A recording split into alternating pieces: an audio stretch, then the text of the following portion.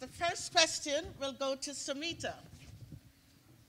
What do you consider to be the biggest challenges women face as professionals in the healthcare industry today? Claudette, first of all, thank you so much for the kind introduction. I'm really grateful to be here with all of you, and I also want to thank Dr. Neva and Hofstra University for hosting such an amazing event. To answer your question, Claudette, I wish we had all the day, but since we only have half an hour, we all know there are several challenges, and there have been systemic issues which predate probably all of us. So what I'm going to do is focus on 3 broad categories, and I'm going to pull in from my own experience of how I at least try to drive some of the changes. So from my perspective, for anyone to be successful, there are 3 critical things. 1, you need great education. Education is the basis. If you have the tools, then you can be very successful regardless of where you go. It's not the content as much as your ability to process it and to find answers that makes you successful. The second thing is opportunities. The opportunities that are presented to you, how you perceive yourselves, how everyone else around you perceives yourself, that determines where you ultimately end up. And then the third one, which is considered a little bit crass to discuss, but in this friendly room, I am going to discuss, is the compensation gap. So not to talk about and compare with each other, but at a high level, what impact it has in grand scheme of things. So talking education, we know historically women were ill-advantaged.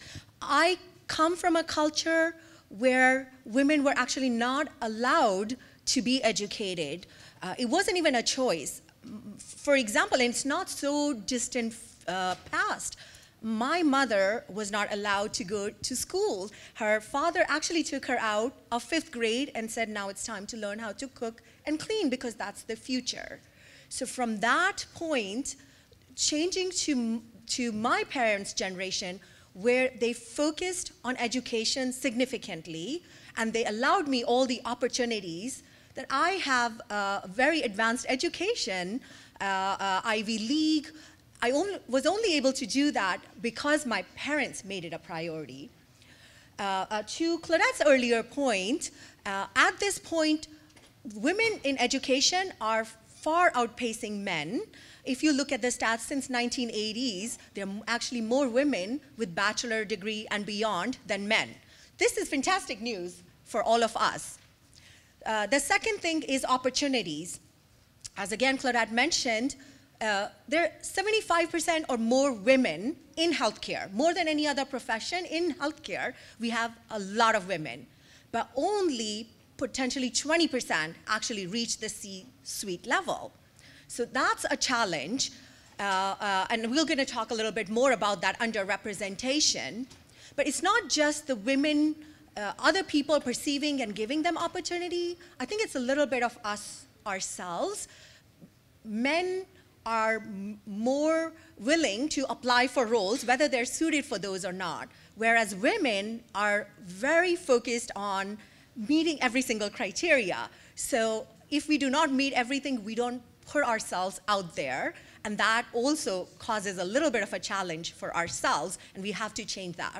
And then some of the themes that were discussed earlier, focusing on mentorship and creating those leadership ladders. Not all of us in our careers, if we go around, will say that we found those when we needed them, but that doesn't mean that when we reach that level, we cannot change that. That doesn't mean that we cannot create a pathway. For example, in my current organization, we do not have a women's leadership mentorship program, and a few of us actually called it out, and we're working to build that. So all of us, thank you, all of us, if we're not given the opportunity, my call to action today is once we reach a level where we can have an impact, at least we can go back, reach out, and bring someone along with us. And then the third thing is the education, the opportunities, and just the career gap. So not to focus a little too much on that, but the reason why it becomes impactful is the compounding factor. If you start at a lower range, over time, that gap becomes significant. So it's not the gap right now, but as you advance, for example, women at C-suite level have 10 to 20% gap compared to their male counterparts, equaling almost 100,000 or more. So that's significant. But if we take it even further, men are much more prone to investing and growing their funds. Women, on the other hand, historically have been a little bit risk averse or have not had the funds to invest. So that causes this financial gap to be exponential. So from that perspective, anytime we have an opportunity to bring someone at the right level, I always advocate for that. So thank you for that question. Thank you, Sumita. And the second question for Dawn. Women make up a significant portion of the healthcare force, yet remain underrepresented in executive leadership. What factors contribute to this, and how can we improve representation at the executive level? Okay, thank you for that question. And first, let me echo Sumita's words and thanking Neva for putting together this wonderful event. I mean, I'm inspired already. I was inspired by the first speaker, and just listening to some of the things you said, Sumita, you'll hear that I think my responses are going to echo those things. But these things are important. So I'm glad that the room is packed, and I'm so happy to be here. Now, that said, what contributes, you said, right, to the, go ahead, repeat it again, Claudette. Repeat the question. Women make up a significant portion of the healthcare workforce, yet remain underrepresented in executive leadership. What factors contribute to this, and how can we improve representation at the executive level? Okay. So I think that's a great question. I think it's important to note, and I think Sumita sort of touched on this, that in healthcare, I have seen, in my 22 years career in healthcare, I have seen an increase in women in leadership positions. In fact, my current organization, I think there's somewhere about over 22% of women in senior executive positions. And a lot of that has to do with, and you touched on this, representation.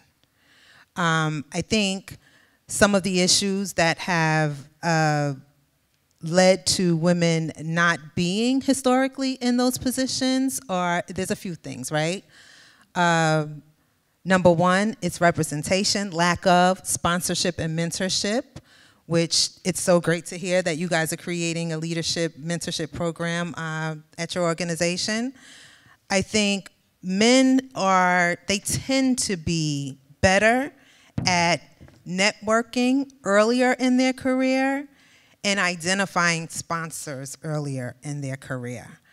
I think women, listen, realistically, we are doers, right? We like to get things done. Oftentimes we're in the weeds, right? And really making an impact at our organizations. However, we're not in a role that's visible enough, that will allow you to get the sponsorship that you need to move up in an organization. Sumita touched on this, and I think it's absolutely true, too, that women, we put a lot of pressure on ourselves, right? Especially those of us who aspire to leadership positions. We think that we have to know everything. We think that we need to be 100% qualified for a position before we go for a position. I think we're less likely than men to sort of, fake it till you make it. And so I think we put on ourselves, oh, I can't do that job. Oh, I'm not good enough for that job. And that sort of translates to us staying in positions where we kind of are doing great, but there's no pathway to leadership. I think another thing is, listen, there still are biases, right? Women, we are the caretakers oftentimes. And that happens professionally and personally, right? So we're more so than men balancing that work-family, the work-family balance. We're trying to achieve that, which I know there's been a lot of talk lately about the fact that there, in fact, is no work-life balance. And I believe that. I think that you have to make choices. And sometimes the choice is your career versus family life. And that doesn't necessarily mean that it is going to be forever, but, there are phases of life. But I think because women are taking on more of the family balance, we tend to limit ourselves when it comes to our professional pathways. I'll get a little personal here. I've been in this healthcare organization for 22 years. For many of that time, I've been a single mother due to losing my husband when my children were really young. From the beginning of my career, I aggressively wanted to move up, right? But I would not be telling the truth if I didn't say that once that occurred, I was reluctant to take on more risks, right? Because I knew now that I was the only person that my children could depend on. And even though I had a wonderful community of people to help, and I was able, even after that, to continue to grow my career, continue my my education, it still is something that, kind of puts us in a position where we have to really mitigate what our risks are. And that doesn't tend to happen with men. So I think, those are many of the reasons. There's other reasons. I mean, you touched on it too with, the difference between being a woman, right, a woman in a professional space, and being a black woman in a professional space. And I think that's another, we're working against those biases as well. And we think that because many black women were told you have to be 10 times better to be on the same level than other people who don't look like you. So we also put that pressure on ourselves. So there's so many reasons, I think, why you see women are not represented. But I think it's changing, I really do. And I have hope for the future. Thank you, Dawn. Yes. Yes, Sumita, do you want to Yeah, if you don't mind, I just want to emphasize Dawn put everything so beautifully and brought her personal experiences into it as well. So I also want to sort of double emphasize the stress that we all put on ourselves, and going with the theme of today's day, sort of finding our center and where we are in that phase of our life. It doesn't have to be permanent, but at every step, we do have to figure out what really brings happiness and health, and then make those calculated choices. I think all of us make those for different reasons, and all of us make sacrifices. So we're not alone in that, even though we might feel that I'm the only one sacrificing that. I think all of us feel that at different phases, and that only makes us stronger, just realizing where we are and letting go something so we can move forward with the other priorities in that moment, and circling back once we are in a different phase to the other things if they are still important to us. So I just wanted to emphasize that. And I just want to assure everyone here, I know I'm the grandmother for both of you sitting here and to others, but talking about the self-care, and women get so guilty about moving up the ladder because of their children. Don't do that. I have to tell you, my career trajectory took me along, and I have 3 successful children. Persons ask me all the time, how did you do it? I mean, there are people to talk about, and I have 8 grandchildren. The key is to make sure you have good caregivers. You have a life. It's like taking a vacation without your children, it's okay, as long as they're left in good hands. So it's the same thing. If you have to go to school without the children. If you have to take a senior leadership position, take it. You will know the breaking point when you just can't do it. But most of us think we can't do it because we have children. And I'm telling you, it can be done. All right, moving along. This is for Sumita. Women's health covers a wide range of topics. Could you share your perspective on the current landscape of women's health and the broader ecosystem? Thank you for the question. We have limited time, so I'm just going to focus on a couple of things. As Claudette mentioned, I oversee cardiovascular service line at Catholic Health. St. Francis Heart Center is one of our hospitals. So I do have to bring in heart health. And also, February was the Heart Month, Go Red. As most of you or all of you know, heart illnesses, diseases are the #1 killer of women globally, including United States. So that is something that all of us have to take care of.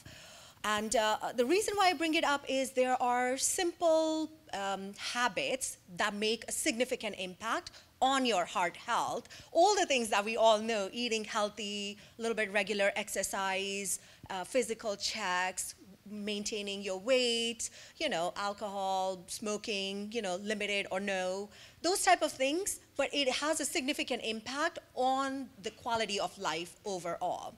The second thing, which I'm sure everyone in this room has someone, friend, loved one that has been touched by it, is breast cancer, the #1 cancer in women. And so many significant efforts are happening in this field, but all of us have people in our lives that it impacts. So another really important one, and early detection makes such a huge impact that that's just critical for all of us to know and to seek out sort of early care and screenings. And then the third one that I really wanted to focus on was the mental health and more so the wellness, which Zora actually covered so passionately. So I don't know if I can do a better job than her. She covered at a women level, but if we look even in the healthcare space itself, I think it only gets much more pronounced because women are primary caregivers at home. We all know that. But when that is their profession, it becomes even more. They're in a stressful environment. It's very physical, especially nurses. Shout out to nurses. But emotionally, the trauma that they see, the health challenges, it's not easy to see other people's health challenges and sort of stay immune. That takes a toll. And one of the things that I feel passionately about is that we do not have enough of an infrastructure to care for the caregivers. We don't have the systems for them to seek out mental care. They see patients, go through terrible trauma, and just move on within minutes to the next. That's not human, that's not normal, but somehow we've normalized it in our community. So somehow we have to create better outlets. We have to give them space. Even physicians, surgeons, I've seen they go in, they have a bad patient outcome, patient expires, they come in, they cry, and then they leave, they go start doing next surgery because another patient is waiting. So I don't think we as a healthcare community or society have built in enough space for that trauma to be dealt with. And then just in normal lives, as Claudette mentioned, as Dawn mentioned, all of us, the themes that we're talking about is taking space for ourselves. So I'll share one of the quick tips that I do for myself is, I love this app. It's called Insight Timer. And what it does is different sort of meditative music, 10 minutes, 5, whatever time you might have. So I kind of use that as my timer instead of loud noises. It is a sort of a peaceful way of telling me I have 5 minutes to change or move to the next thing. So I just wanted to share that. Thanks for sharing. And I'm, you don't mind I add as we go along.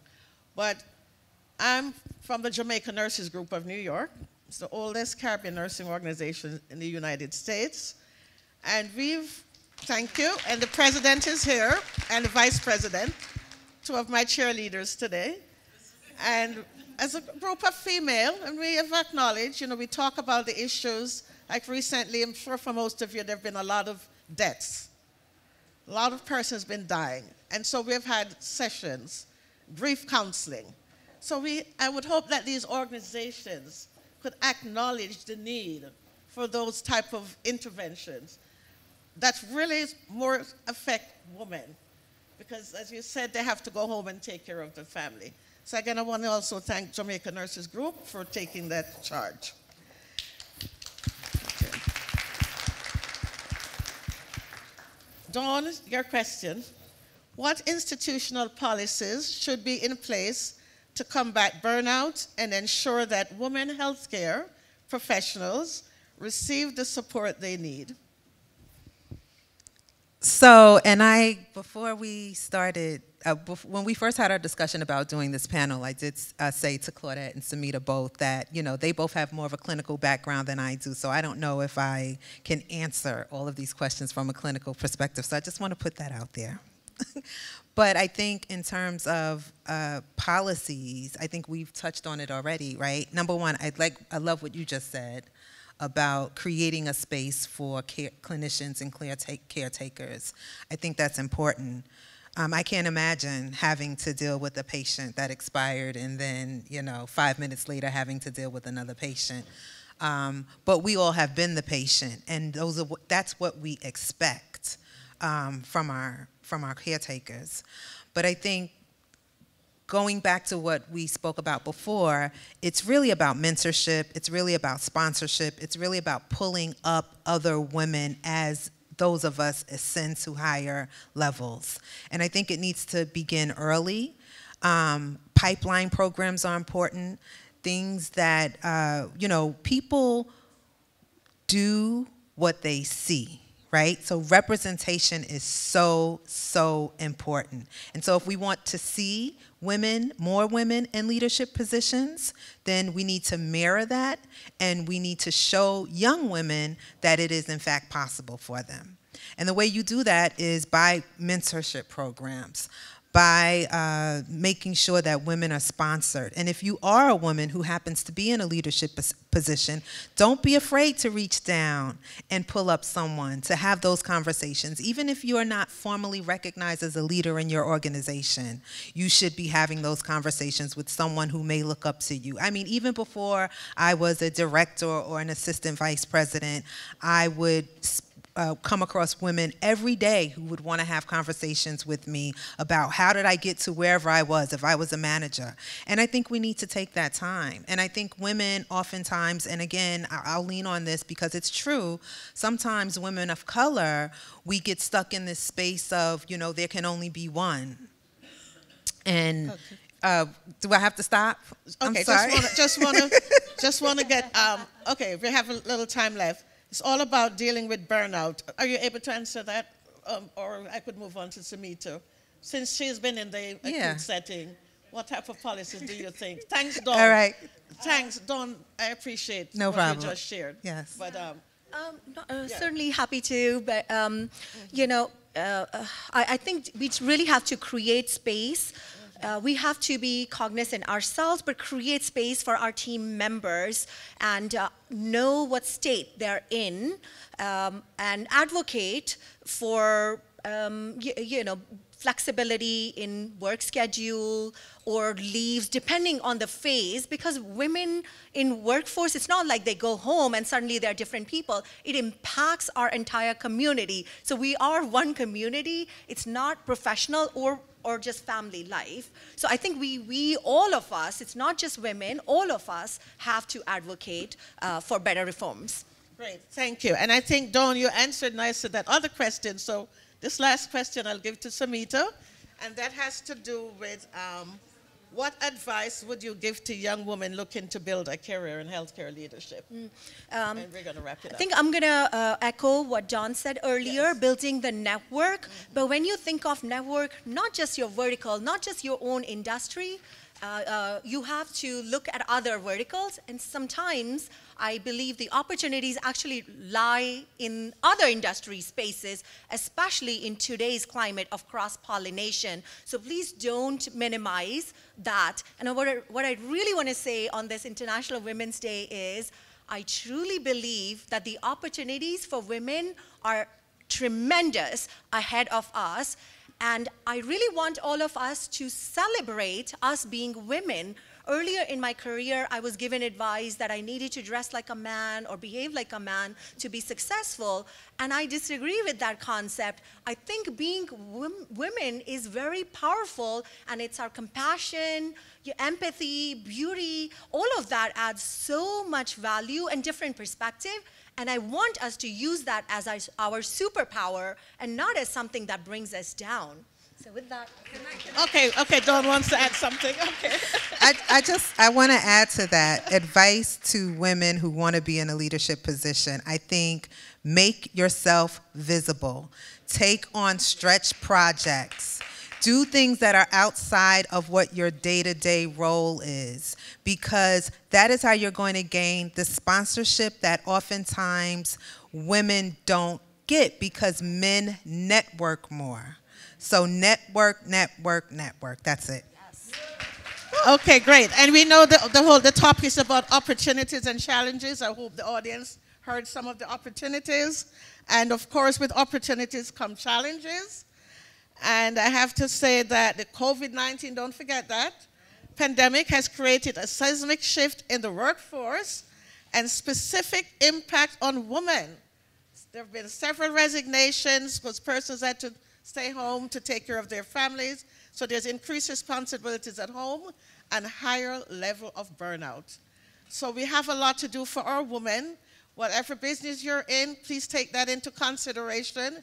You don't have to be in the health business. It's the same no matter what industry you're in. Talk to your HR. Let them make sure that there is a situation where persons can meet with someone confidentially and that you won't be fired if you let them know that you're on the brink of burnout. By right, you're covered to be helped. And we want to thank you. Do we have maybe 1 minute if somebody has a burning question or comment? No. I think we're out of time. Okay. All right. Thanks for your time and attention.